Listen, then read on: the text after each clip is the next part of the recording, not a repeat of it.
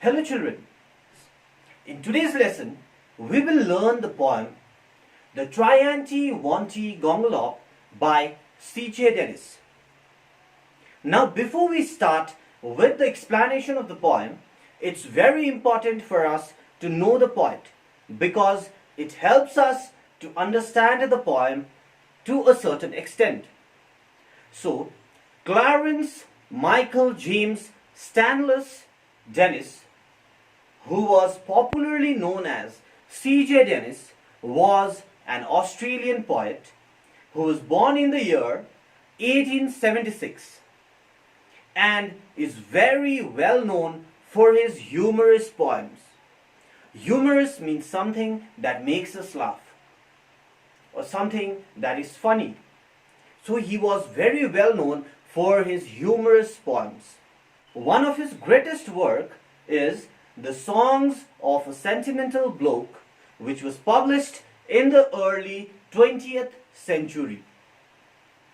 And this poem, The Triantiwontigongolope, was written in the year 1912. This poem has 4 stanzas, and we will be discussing each stanza one by one. In the first stanza, the poet says that there is a very funny insect which is not very common. It's not like a spider and it is not even like a fly. It is like a beetle, that is, its shape or its body structure is like that of a beetle, but is smaller in size. Its size is almost like that of a bee. The poet also says that its name is quite hard to pronounce.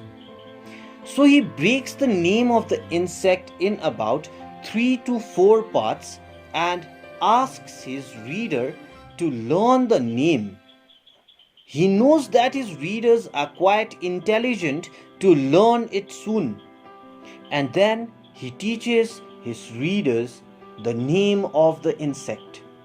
He wants us to try to pronounce the name of the insect. He says, Triantiwontigongolope. In the second stanza, the poet says that the insect lives on weeds and leaves. Now, what are weeds? Those plants that are unwanted at a particular place at a particular time are called weeds.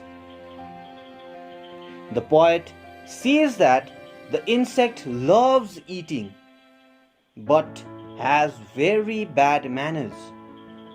He also says that when we see the insect for the first time, then we get scared. But it is obvious that even the insect will get scared. So when we try to look at the insect for the second time, we will find that it is not there. The insect must have hidden somewhere. It must have got a little annoyed. Okay? And it remains unhappy and will stay away from us till we call it with its name softly. And this is the reason why the poet wants his reader, that is us, to learn the name of the insect. So he teaches again. He teaches the name of the insect. He says, Triantiwontigongolope. In the third stanza, the poet further describes the insect.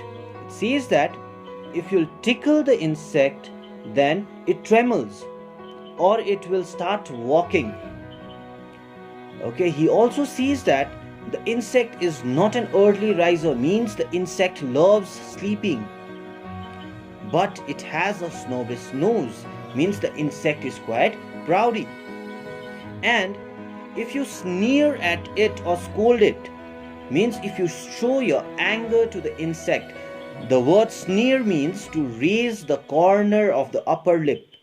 Okay, so if you will show your anger to the insect, then it will run away from you. It will try to run away from you. but it purrs and purrs quite proudly. You must have seen a cat making some kind of vibrating sound while sitting. The insect also makes a kind of vibrating sound if you call it by its name, and also if you'll offer some sandwiches of wax and soap. And that is the reason why the name of the insect is very important for us to learn. That is Triantiwontigongolope. He again breaks the name of the insect into different parts so that his readers could learn the name properly. He says Triantiwontigongolope. In the final stanza, the poet is very sure that we have not seen the insect, because even he has not seen the insect.